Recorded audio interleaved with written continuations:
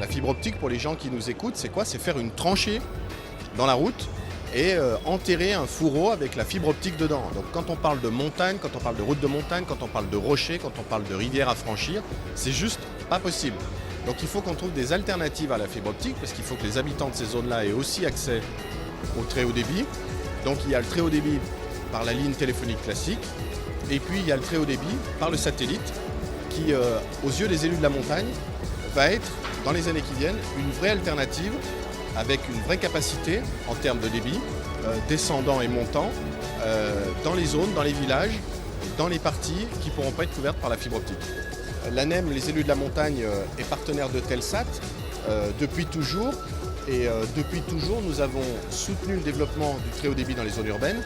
Mais depuis toujours, les élus de la montagne, y compris dans le grand emprunt, auprès du président de la République, du gouvernement, l'ANEM a toujours dit au gouvernement « Ok, on vous accompagne sur le très haut débit en ville ».